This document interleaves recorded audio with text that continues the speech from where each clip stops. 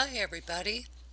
I'm Jane, and I would like to give an update on a video I made. It's titled "Doctor, Please Don't Kick Me When I'm Down." And if you haven't seen that, I'll link it in the description, or you could go back and find it. Uh, in a nutshell, I found myself quite ill toward the end of July, and I was so sick.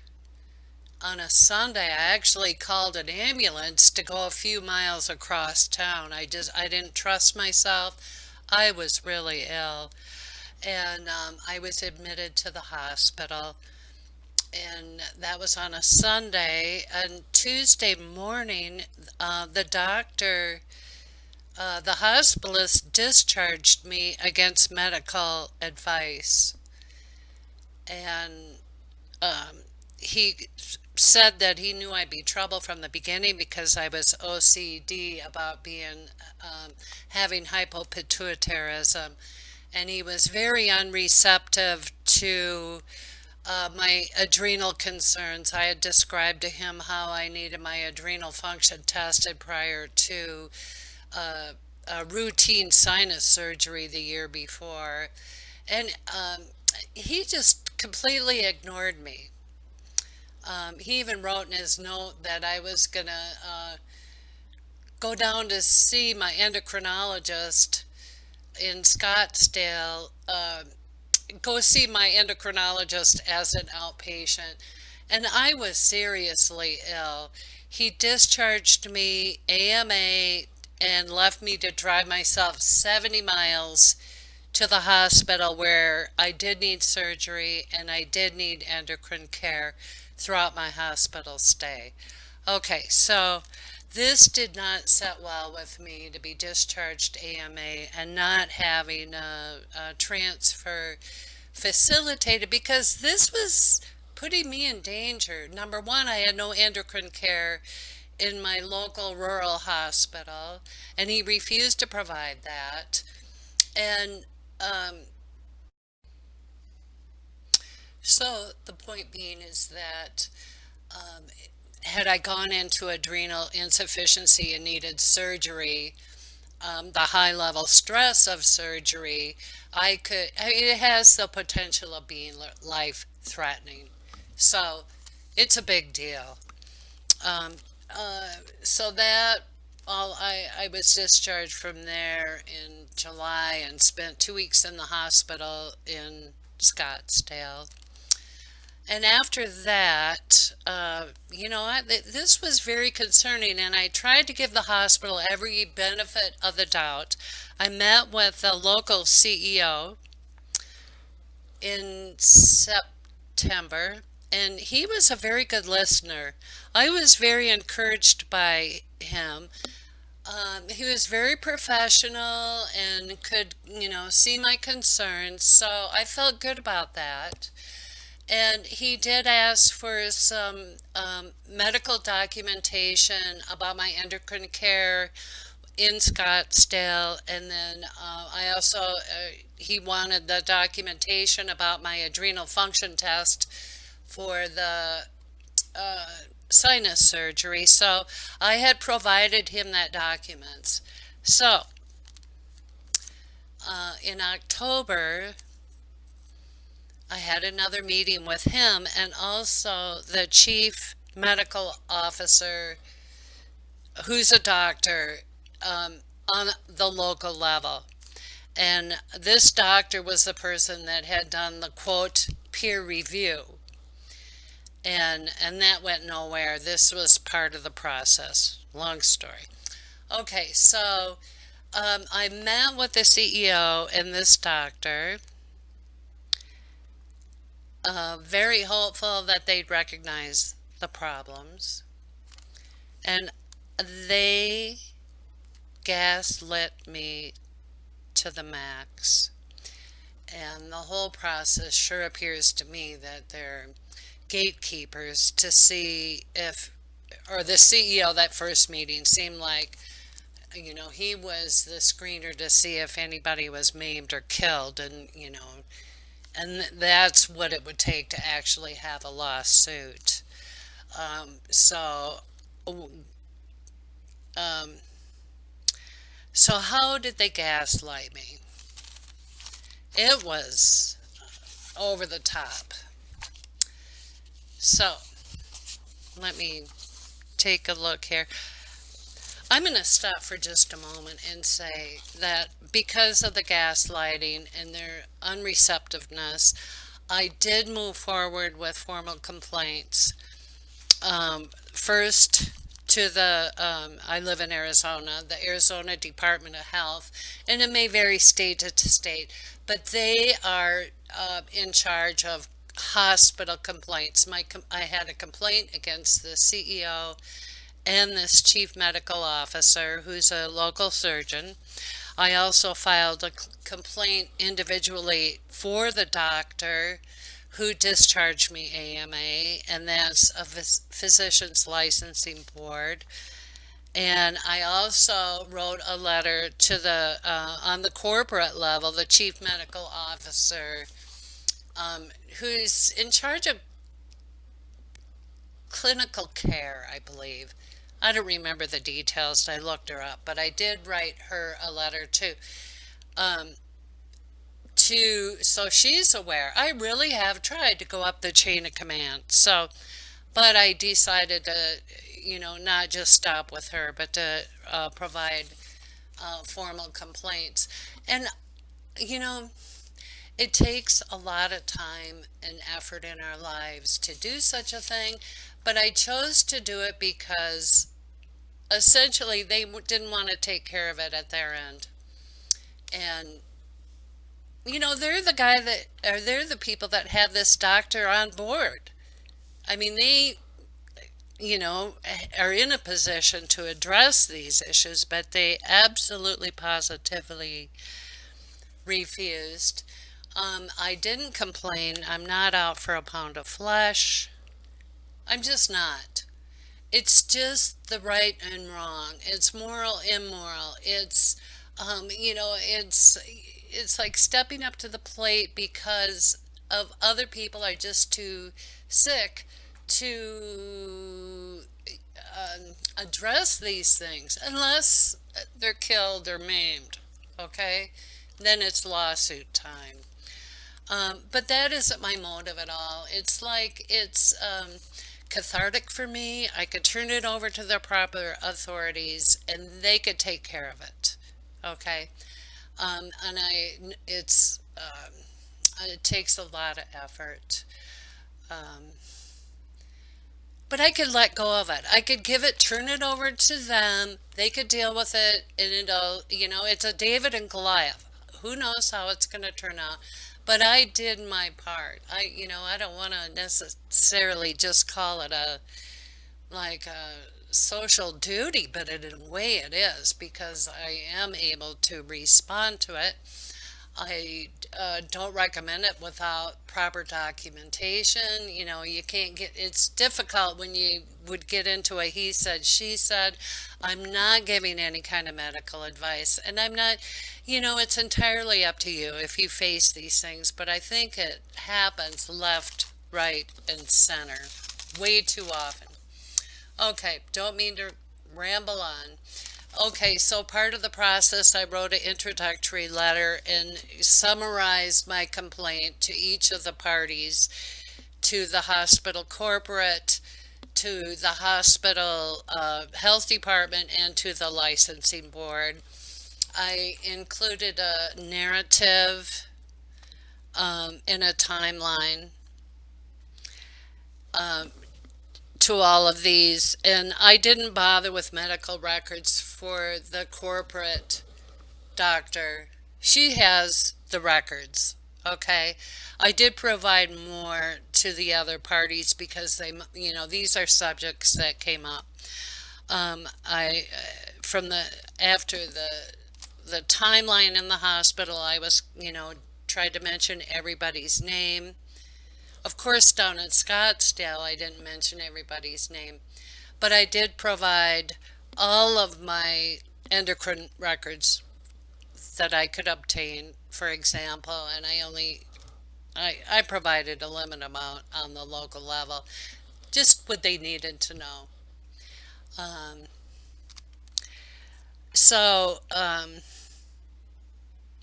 anyway, moving along.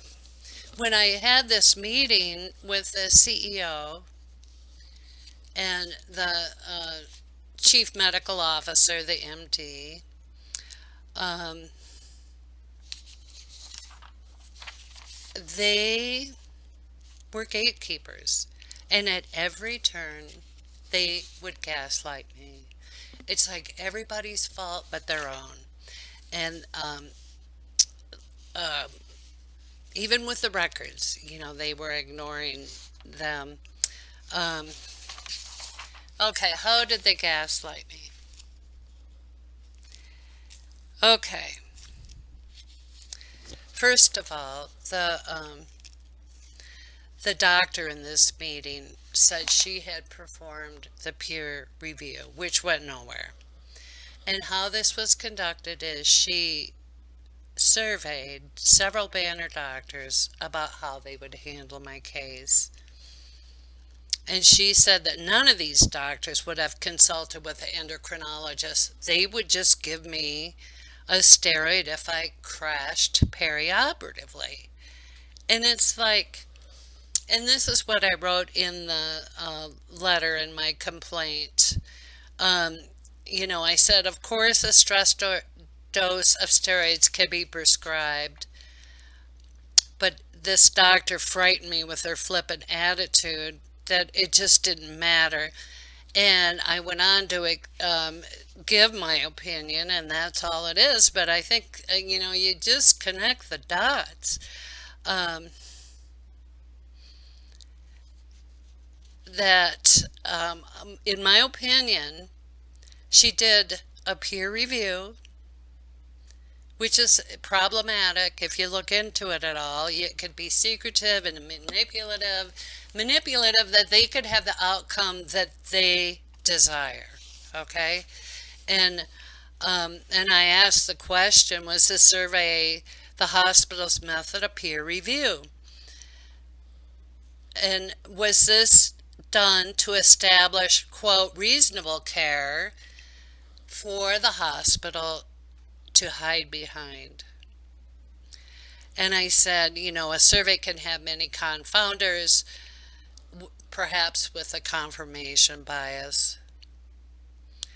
And that,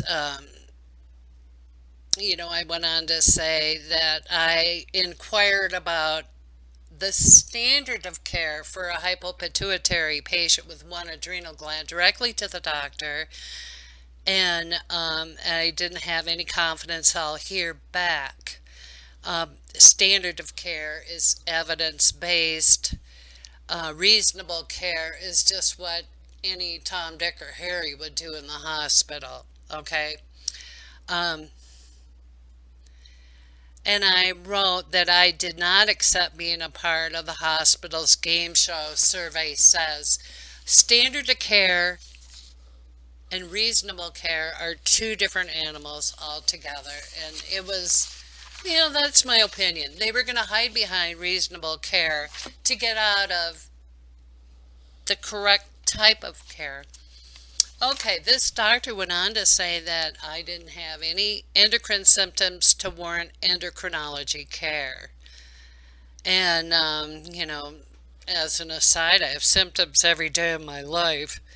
Okay, and I reminded her I had abnormal electrolytes and tachycardia, racing heart. Both are endocrine systems, as well as symptoms of being quite ill. And I went on to state that, I was in the hospital with nausea, vomiting, pain, and I stated these are all endocrine systems of an adrenal or pituitary not functioning properly. And, it's sketchy. It was really pretty upsetting to have a doctor tell me that. Okay, And then she went on, and this was just like took my breath away. This doctor in this meeting stated, I mean, she's began second guessing the hospital I was in Scottsdale. And she suggested they only provided my endocrine care because me, the patient, said so. Like they're going to bow to my wishes because I twisted some arms. And it just doesn't work that way.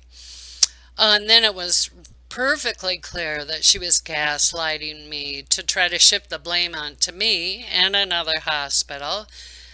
And it just reminded me, like, here comes that OCD thing again. And it's like, I'm not OCD about it, okay? I'm realistic. I'm looking after myself. Okay, and she's saying all that with the documents from my sinus surgery sitting right in front of her. And in my complaint letter, I stated these are two separate medical facilities who know how to care for a hypopit patient without taking a survey to hide behind. They already understand the standard of care, and both took care of me with confidence. When my blood pressure dropped post-op in both instances, they knew to monitor me closely. At this hospital, I get thrown out AMA without a doctor in sight who had the common sense to consult with an endocrinologist or honor my request to be transferred where I could get endocrinology care from my doctor who knows my history.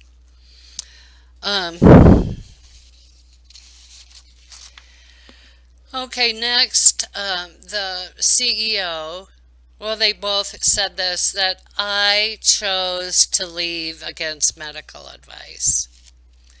And I was adamant. This doctor gave me no choice. He's standing there with the AMA form in his hand, and he's not going to reverse the I mean, there was no way he was going to reverse the AMA.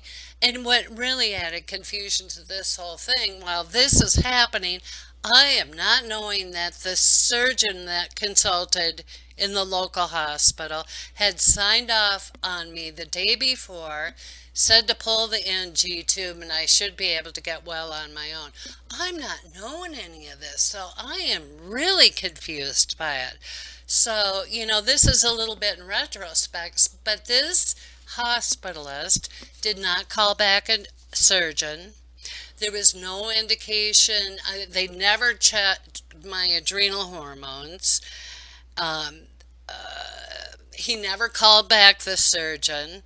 And I just wrote in this letter, it was completely unbelievable that I would have proper care in the hospital. It was to the point of no return. Okay, and I went on to say, I was cooperative in the ER with the history and physical. I didn't behave neurotically. Um, getting an NG put in, or I'm not neurotic about needles. I'm cooperative. I just, pretty much stay pretty calm. Um, so let's see what's next here. Okay, then the CEO stated that the hospital had a little communication problem. Yeah, right, just a little blip on the screen.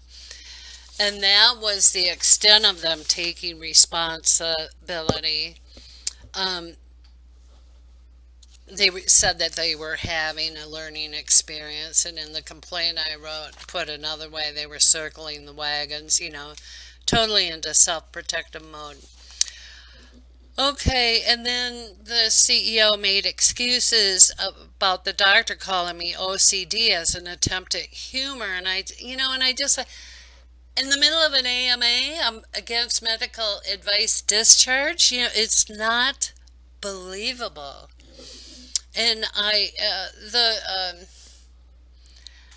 And I read the discharge note from this hospitalist, and the CEO's response was, to paraphrase, don't be disrespectful. English is a second language. And at first I felt apologetic, but, and then it was just like, wait a minute. Racism is not the issue. My endocrinologist is from India. His nurse practitioner who visited me in the hospital is black. The hospitalist in Scottsdale is Asian. But the hospitalist on the local level wrote a very convoluted note. And it was, and I pointed out, he said I had a history of a pituitary tumor, and that's just not true. And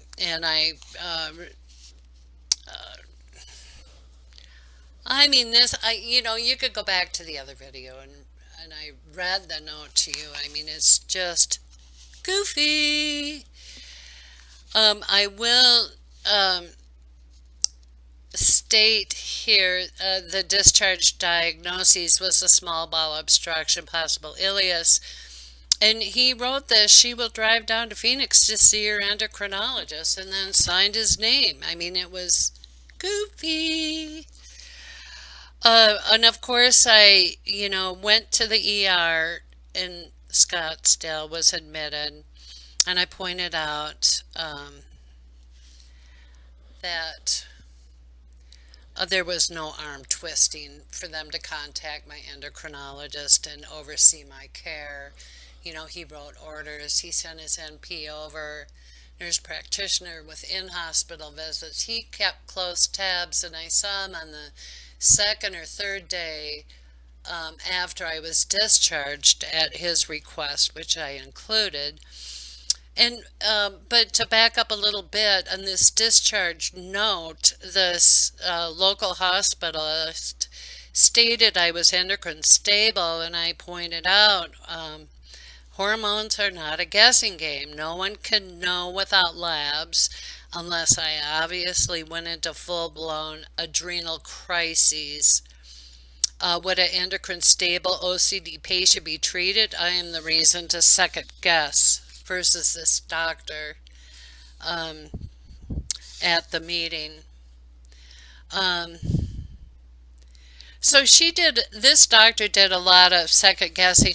One of the things she did is, she's a little bit smug, but she wanted to call my endocrinologist. And with all this guessing business, I told her no. You have the documents sitting in front of you. No, you're not going to mess with me and my endocrinologist. Just take a hike. That's, I'm speaking in the vernacular. I didn't say take a hike, but I refused her to contact my endocrinologist. Um, Trying to hit some high points.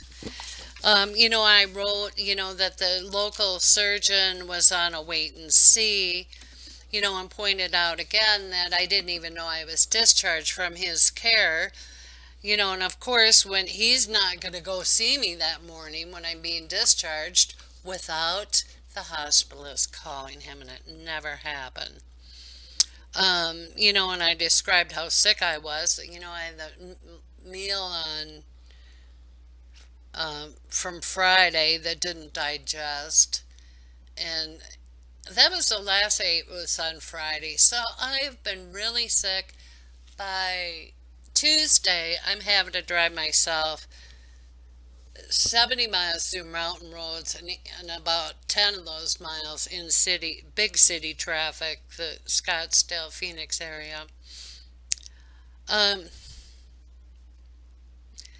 and I pointed out again, I mean, not only was I really sick, he was putting my safety in jeopardy. Um, I complained to them, I don't know the implications with AMA discharge with Medicare, and they wouldn't answer those questions. I tried to find it, but I don't know how to interpret the number coding. It's worse than legalese. Um, and I had complained that I ended up with another whopping ER bill because they did not facilitate a transfer. So I end up with, it's thousands. And by the end of the meeting, the CEO was really exasperated with me.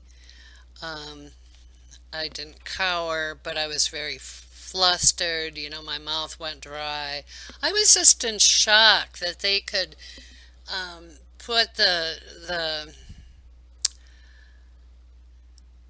shirk all responsibility for that. Um, I never solicit that CEO to write off the local ER bill, but I never solicited him, but he would not write off the ER bill because I chose to leave AMA. I mean, it didn't stop. Um, and I went on to explain some of the, uh, what, I don't like this medical term, but comorbidities of being hypopit. Um, and comorbidities are, the hypopituitarism causes other problems like my heart. It causes heart damage, bone damage, muscle damage, all of that. But I went on to say that, it can be life threatening. And, I was very ill. I needed surgery. It took a long time to get over the hump to even be discharged. I was there, uh, I guess, about 12 days and nothing by mouth so long. They had to do IV nutrition, and that's when they do a PIC line, and uh, it's like an IV that starts on the inside of your arm and is run all the way into your chest. It was fine, no big deal. They were very professional about it. But I was really sick. I think with my underlying condition, it qualifies me for endocrine care. I guess that is, the point I was trying to make for them is that I was really sick and I was at high risk. And I concluded by stating, I've tried to give them every benefit of the doubt to no avail. So I guess that is pretty much a short version. Again, I'm not giving medical advice, but if you were ever in a circumstance, and again, it's like David and Goliath. I don't know if it's going to go anywhere, but I felt like a sense of duty in a way to address this. And then I could put it to rest. Okay, I did my part. Now it's up to them. I do, because it's so wrong what happened, and it just was made worse by these creepy gatekeepers trying to blame everybody but themselves. Can you imagine a doctor saying that I twisted a hospital's arm to call my endocrinologist? I mean, we're talking loop-de-loo. Um,